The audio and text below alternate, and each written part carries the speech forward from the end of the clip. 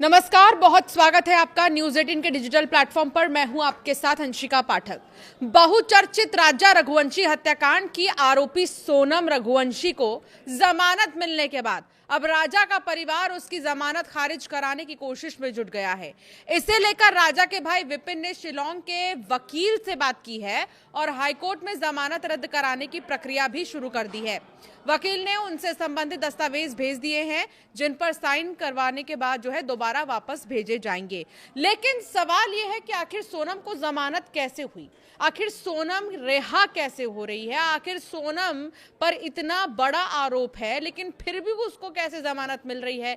सवाल यह भी है कि क्या पुलिस की एक गलती की वजह से सोनम को जमानत मिल रही है, क्या सोनम के अपराध को नहीं साबित किया जा सका इसी वजह से उसे जमानत मिल रही है। फिलहाल कोर्ट ने शर्तों के साथ सोनम की जमानत की बात कही है। वो शर्त क्या है और सोनम को जमानत किस आधार पर मिली है, वो आपको इस वीडियो में बताएंगे, ध्यान से सुनिएगा। दरअसल इंदौर के ट्रांसपोर्ट कारोबारी राजा रघुवंशी के हनीमून पर ले जाकर उन्हीं की पत्नी सोनम रघुवंशी ने अन्य लोगों के साथ मिलकर हत्या कर दी थी। इस मामले में शिलांग पुलिस ने सोनम सहित 5 आरोपियों को गिरफ्तार भी किया था। इसके बाद 3 और लोगों को सबूत मिटाने के आरोप में पकड़ा गया, सभी को जेल भेज दिया गया था। वहां से पहले 3 आरोपियों को जमानत मिल गई थी, तो वहीं सोमवार को सोनम को भी कोर्ट से जमानत मिल गई है। सोनम को जमानत मिलने के बाद से ही राजा के परिवार में गुस्सा है। सचिन परिवार को इस फैसले पर भरोसा ही नहीं हो रहा। जमानत के बाद परिवार ने सोनम के भाई और माता पिता पर भी गंभीर आरोप लगाए हैं। राजा की मां उमा रघुवंशी ने कहा है कि अगर सोनम इंदौर आई तो वो उससे पूछेंगी कि आखिर उसने राजा को मारा क्यों, उसका क्या कसूर था। वकील से बात कर शुरू की प्रक्रिया। विपिन ने बताया कि जमानत खारिज कराने के लिए उन्होंने शिलांग में वकील से संपर्क किया है। वो खुद शिलांग नहीं जाएंगे, लेकिन सभी कागजी प्रक्रिया पूरी करेंगे ताकि हाईकोर्ट में अपील की जा सके।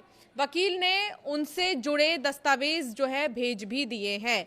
लेकिन एक ही चीज राजा के परिवार को खल रहा है, वो ये कि आखिर सोनम को जमानत कैसे मिल गई भाई, कैसे सोनम बाहर निकल गई है। उनका बेटा उन्होंने खोया है, एक मां ने अपना बेटा खोया और एक सवाल पूछना चाहती हैं वो सोनम से कि आखिर मेरे बेटे की क्या गलती थी, मेरे बेटे का कसूर क्या था।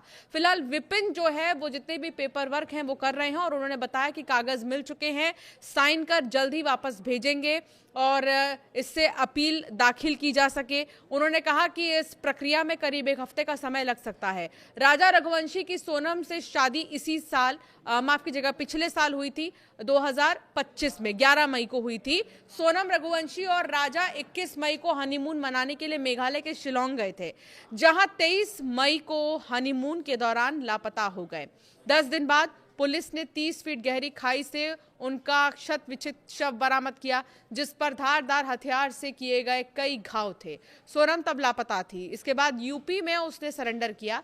उससे पूछताछ के बाद आकाश, आनंद और विशाल को पकड़ा गया था। सोनम के राज कुशवाहा से प्रेम संबंध थे, हालांकि उसके परिवार ने इस बात से इनकार किया।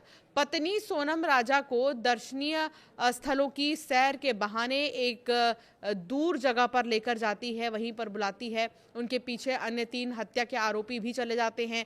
फिर 2 छुरों से वार कर उसकी हत्या कर दी जाती है, जिनमें से एक छुरा बाद में जंगल से ही बरामद किया गया।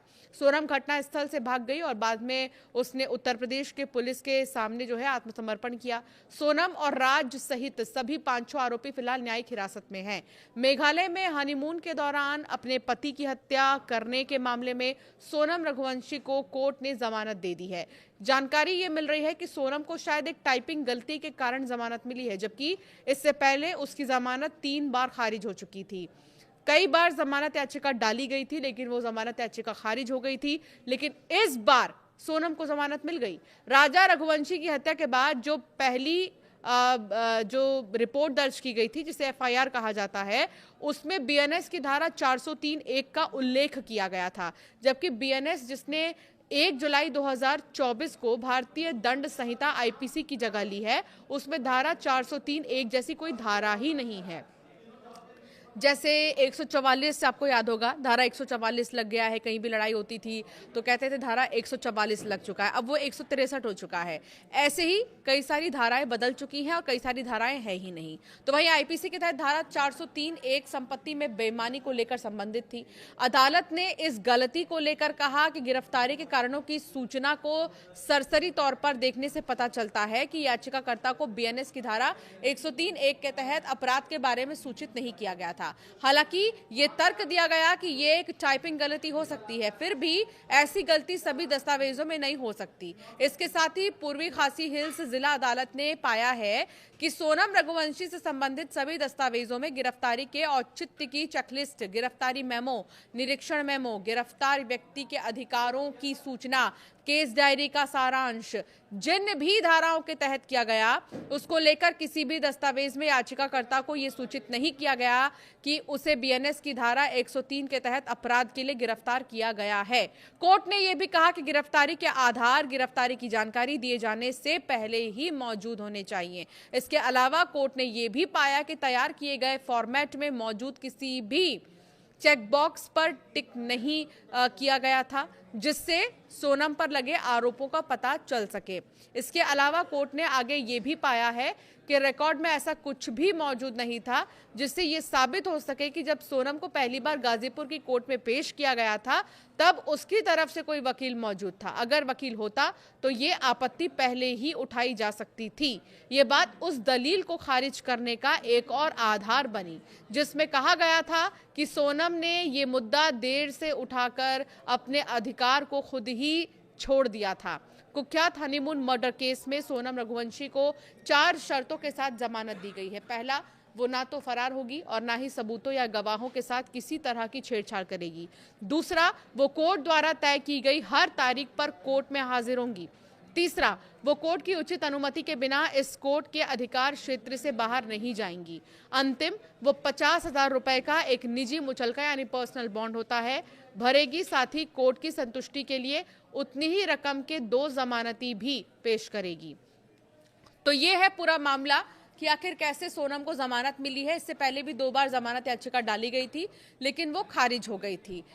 अब सवाल राजा का परिवार कर रहा है। राजा का परिवार इस जमानत के बाद जो है और याचिका डालने वाला है सोनम की जमानत के खिलाफ, और इसकी तैयारी में विपिन जो कि राजा का भाई है वो लग चुके हैं और लगभग 1 हफ्ते लगेंगे इसके लिए। लेकिन शर्तों के साथ सोनम को जमानत मिली है। अपने आप में ये बहुत बड़ी बात है कि एक टाइपिंग एरर या ये कह लीजिए कि जिस भी अपराधी को जिस भी अपराध के लिए अरेस्ट किया गया है उसको एटलीस्ट उस बारे में जानकारी देनी होगी कि किस धारा के तहत उसे गिरफ्तार किया जा रहा है।